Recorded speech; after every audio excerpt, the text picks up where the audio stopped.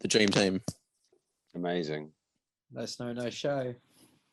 No snow, no Oh, wait. show. What is that thing, Declan? It's it means if there's no show. I mean, if there's no snow, then there's no show. Yeah, you Man, know what it you know. means. It's the Eric Clapton shirt, Right. and yeah, Couldn't I won't agree go more. on stage. Yeah, I wouldn't go on stage unless there's 1,000 brown M&Ms worth of cocaine backstage. What did he say recently, Eric Clapton? He said he won't play if they have to be vaccinated. Is that right? Probably, yeah. He Or did, if they're didn't not he? seated. Did he? Yeah. He said if people have to prove they're vaxxed, then he's not playing a show. Yeah. Yeah. That's right. Cool. He did an anti-mask song with Van Morrison. Really? What? Yeah. Right. Yeah, crazy stuff. So you guys don't get snow where you live, do you? We do. It's just expensive. It's like Yeah.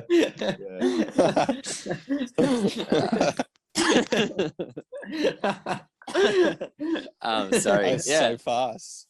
Yeah, thanks very much. I don't know what time is it where you are? 7 p.m. And which part of Australia are you in? Melbourne. Cool. So I've got three of the band members. So obviously we're going to talk about the album and everything in a minute, but I'm just curious as to what life is like with you guys in Australia, because we hear a lot about it, COVID and restrictions, and how your government seems to be hyper vigilant and all that. What's it like? I mean, what's going on? You're not in lockdown, are you? No, We we just just got got out out of one. a week or two ago. But it was only a small one. It only went for like a week and a half. Because we sometimes hear about there's 2 cases in Australia and there's mass panic going on. Like in New Zealand, there's like 1 case and suddenly the whole country's in lockdown. Is it a bit like that where you are? Yeah, in Victoria it is. It's different in like New South Wales and shit. But in Victoria, if it gets to like 10 cases, then we'll lock down for like a week or two. But Yeah. in New South Wales, there's like hundreds of cases now. So how does that affect you guys as a band? What's the legal logistical situation in terms of coming in and out of the country? It's a bit like North Korea at the moment. We're not leaving anytime soon, I don't think. Like the vaccine rollout's been really poor here. Luckily, Amy and Gus have had their first jabs, but me and Bryce are still waiting for ours. Hopefully come like November when we're meant to play overseas, we will be able to play overseas and not have to quarantine when we get home. But at the moment, like venues aren't even opened up enough for us to really play shows. Yeah. And Sydney's in lockdown, so we can't play Sydney. So it's all just a big waiting game at the moment. The plan was that you would be coming over here to do some shows in November, but at the moment you're not 100% sure if that's going to happen or not. Not really, no. Yeah, that sounds not great. No. It'd be nice to say that we were definitely coming, but Well, we'll just assume that you are coming. Obviously, just fingers crossed, be positive and all that. Yeah. make a reservation. I mean, things have got to change at some point, haven't they? I mean, over here they've decided basically that they're just gonna go for it, I think. So venues are opening. So despite everything, you got the album coming out in early September, 10th of September, I think it is, which happens to be my birthday. So thought That's my mum's birthday. Oh, is it? Okay. Yeah. A gift from us to you. Yeah. How does your mum feel about that? Oh yeah, she thinks it's awesome. I mean, probably no, Mum. She probably thinks we planned it that way and we did it. Of course, yeah, birthday. We picked the date out and goes, oh, that's Dec's mum's birthday. We should do it, release it that day. But yeah, I think she's excited for it. Yeah, as long as she likes the music, eh? Does she like the music? She's heard it. No. She loves it. She thinks she thinks it's our best stuff yet. Yeah, good. Okay, so tell me about the how you guys got together. I think you all started all together? I'm not sure. Maybe one of you came on board a bit later. But I'm the only unoriginal member. Unoriginal. Okay. Yeah. I'll let the boys handle this one. The big question. He is. Bryce and Amy knew each other already because they sort of grew up in a similar area out in northern New South Wales. And then when they moved to Melbourne and I had moved to Melbourne, then I met them at the pub, as all great minds meet. And then with my old band, I met Gus at the pub. And when the position became available for a bass player in the band, we called up Gus and he joined. And the rest is sniftery. Sniftery? Yeah. You're doing well tonight, Declan. Yeah. Thank you. I've always wanted to put that in an interview ever since I heard Ace Frehley say kistery. Well, unoriginal. Yeah, Speaking sorry, of I'll save that. unoriginal. I'll save the unoriginal stuff for Gus.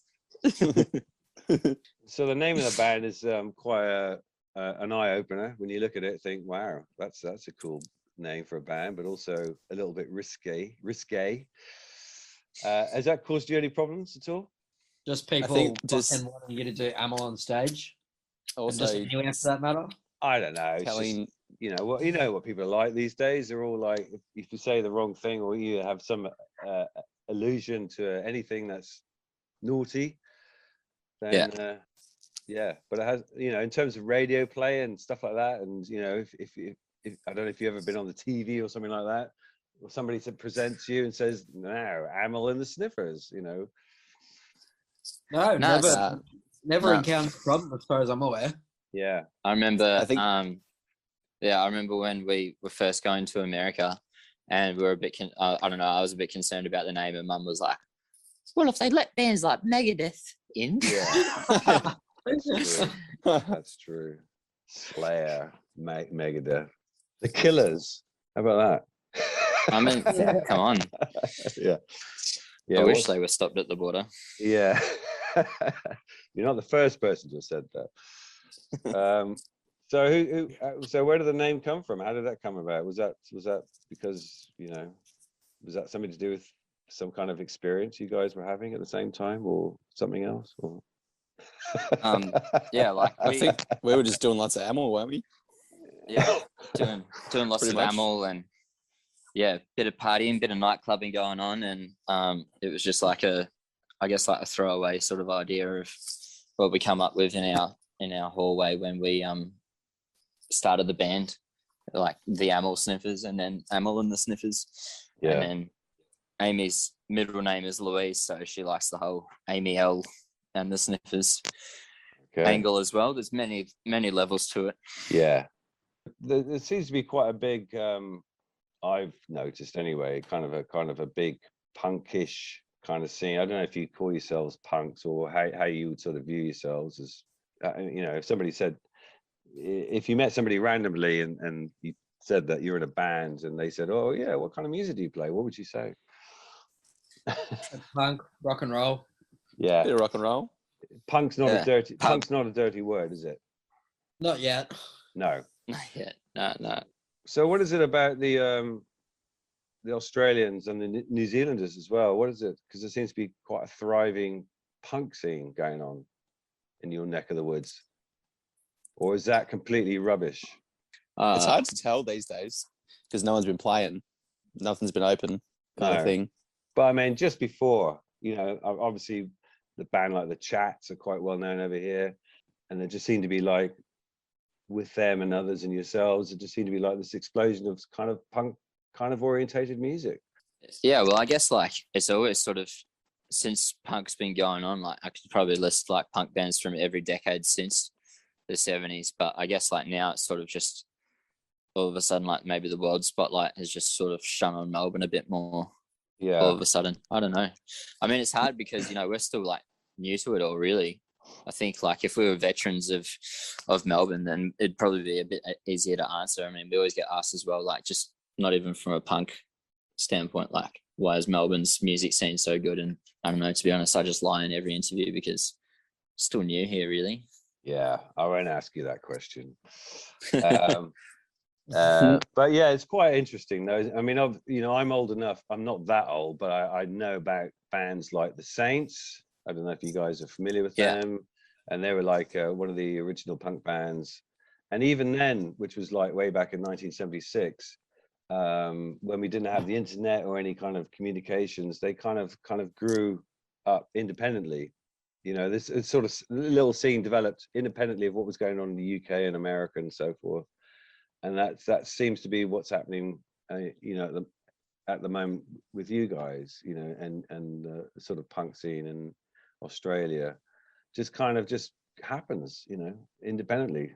But yeah, as you say, it's probably been going on all this time, but now it's just, for some reason, people are kind of taking notice of it now, which is great. I love it. So can you tell me a bit about, the stuff that kind of informed the band when you first started? Did you have any idea what you wanted to do, or did you know that you were going to kind of go for a punk rock kind of angle, or how did that happen? I remember the early days. We wanted to sound like the B-52s. Yeah, that was the earliest kind of concept for the band, I think. But I know we all listen to like rock and roll and punk and stuff, so it was kind of just like, that's just kind of the way it came out, which is kind of, I think, always kind of been our style as well. Would like just pump it out kind of thing, and whatever it is what it is. Yeah, I think like there's not a lot of thought that goes into it, and so that just ends up naturally just being punk, I guess.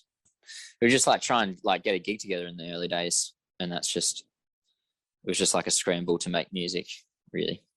So how do your songs come about? Who writes them, and how do they materialize? Amy writes them all. Right. Okay. No, I'm just kidding. So us three boys, we're the engine room of the riffs. Yeah. No riff, no sniff. And so like we'll all come up with either bass lines or guitar lines, and we jam them together, the three of us, and then Amy's in the room while we jam those, and she writes her lyrics over the top and sort of jams her own lyrical ideas over the top as well. Okay. So it's sort of like, I guess, like written as it's performed. So if she doesn't like what she's hearing, could she say, nah, not doing that one? Or if you don't like what you're hearing from her, nah, don't like that. Yeah, I think she said nah before. And but the thing is, I mean, I don't know about the boys, but I never listen to the lyrics until it's like properly recorded. Yeah. Sometimes I still don't know. Yeah. We can't hear him at practice. So she pretty much gets free reign to do what she wants, really. So this album's with Rough Trade as well. So we're self-releasing it in Australia, still with ATO in North America, and then Rough Trade for the rest of the world. Rough Trade, do you know much about them before you hooked up with them?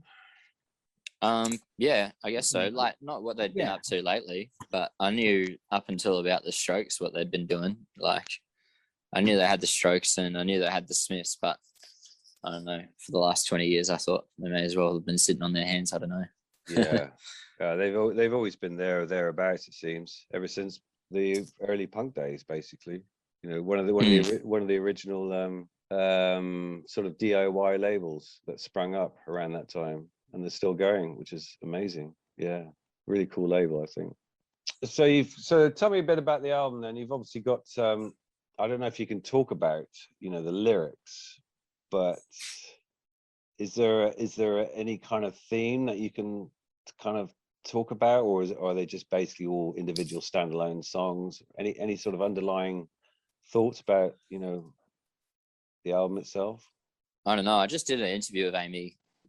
She was asked about songs like Don't Fence Me In and Choices and stuff, and the interviewer pointed out how those were a lot about choosing her own path and freedoms and stuff like that. Yeah. And thought that maybe it was like to do with COVID, but it wasn't. I guess it's just like Amy's sort of quest for independence and freedom, but there's also a lot of other subjects that she touches on individually in the songs. But yeah, I mean, we're not allowed to write the lyrics, unfortunately, because then we'd get paid too much.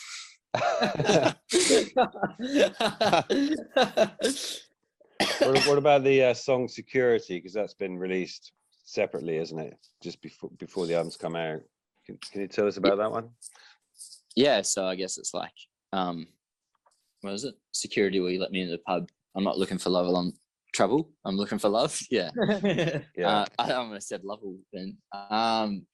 Yeah, I guess it's like just about being drunk and trying to get into a pub and looking for love. It's, you know, just everyone's standard Friday night, really, which is a nice romantic step away for Amy Taylor as a lyricist, I think. I like that song. It's a fun riff to play. I'm kind of Yeah. tempted to ask you about "Don't Need a Cunt Like You to Love Me." Yeah. Anybody? Yeah. Well, luckily, I don't think it's about any of us.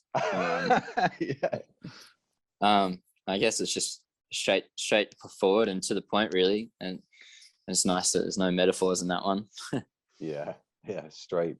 You know, say it as it is. Yeah. So I know you're doing a film performance. Is that still going ahead, or have you done it already? Pre-recorded it, as it were. 5th of October. There's a couple of bits and bobs. We just did a live thing for an Australian festival called Splendor in the Grass. But when the album comes out, I think it's a few weeks after maybe the album comes out. Yeah, we're doing a live stream of the set of the whole album. So that's going to be live. Live. Live. Okay. As live as you want it to be, without being physical. As live as it is from a computer. Okay. From the year pre-recorded and overdubbed live. Yeah. But yeah, that's coming out as far as I'm aware. That's all right. I mean, it says here the 5th of October. Yeah, that's when I thought it was. I knew it. Yeah. So do you guys get to rehearse together? Are you able to do that and play together and hang out together? What's in this COVID environment in Australia? You can do all that? We haven't rehearsed in like a month, but that's because we've been in lockdown. Yeah, it fluctuates. Sometimes we're on it and we can do it every week, but we just got out of our 5th lockdown, so. Or you don't secretly get together? Absolutely not. Okay. You couldn't get me to touch a musical instrument in lockdown. Have you thought about coming to live over here in the UK or in Europe? Fuck no. Why not? What's wrong with this place? I thought about moving to Manchester after every time that I've been there, or the 2 times I've been there, having a fucking crazy time. Yeah, Manchester looks sick, and I noticed really close to Amsterdam on the map, so I feel like I could live in Manchester very happily. As long as you like the weather. It rains a lot in Manchester, but so just tell me, because I know that you came here. You've been to Brighton in England before. I think you played at the Great Escape. When was that? 2 or 3 years ago now? Yeah, 2018. 2018. Was that your first experience of playing in Brighton? It was our first ever show overseas. It was your Great first Escape. ever shows, and that was. Do you remember the venue? We played. Was it like a pub? A room in a pub? We played a pub, and then we played on the beach. Yeah. It was upstairs somewhere. Yeah. Yeah, next to a Start with a P? Did it start with P? It has a Banksy on it. Yeah, the Prince Albert is the name of the pub. Unfortunate. Yeah, it's got this wall on the side where they've got loads of dead rock and roll stars. Graffiti style, you know. Yeah. It's a famous Brighton venue. Was it good? Yeah. I don't really It was fucking crazy. remember. It was a long I time can't ago. remember. Yeah. I remember we had to fight our way onto the stage, and there was a line around the door and stuff. That was pretty cool, considering we'd never ever played overseas. I don't remember anything from the actual performance. I'm sure we killed it though. Yeah. It was talked about a lot, I tell you. It was talked about a lot. Who is this band? Where have they come from? That sort of thing. They're fucking amazing. I really hope you guys can get over here at some point, and if it's not soon, it'll be later for sure. Do you know what? Have you got any plans for next year? Has that been talked about at all? Like a full proper tour of the UK or Europe or anything? Yeah, when it opens up, we'll be there. Yeah. In due course, we'll be when as soon as we can. We'll be around. When was your when was your last live show? When did you do your last kind of proper live show in front of an audience? Was it? Oh, I mean, we played a show like 3 weeks ago. Okay. In Melbourne, but it was for like not very many people in a very big room. Yeah. Kind of a socially distanced kind of gig. Yeah. Do people have to sit down? Well, not for that one, but like you had to wear a mask unless you had a drink, and there was like all these barriers, so people couldn't like crowd surf and shit. So what have you guys been doing then? How do you spend your days? I'm fucking professional at staying in bed and doing nothing. I could represent Australia in the Olympics in fucking staying in bed and doing fuck all. I went for a walk today. Warmed up leftovers for my mum. That's it. Nice.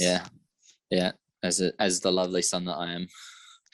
You'll have to do better than that on her birthday, won't you? Yeah. Here's some leftovers for you, Mum. Happy birthday. Yeah. And what about tonight? Staying in? Just another Staying in. interviews. Staying in. Okay. What day is it? It's Wednesday. It's Wednesday. Wednesday. Bin night. Already taken my bins out. There you go. There's my It night. is bin night. It's bin night. Is it bin night for you? Well, bin night for me was yesterday. Riveting There you fact. go. Maybe I'll Right. take my bins in and out again. Okay, guys. Thanks very much for taking the time. No, Marcus. Thanks, mate. And Cheers, Jeff. have a great evening. And You too. Have a good day. hopefully see you in November and beyond. Yeah. All right. Yeah. Yo. Cheers.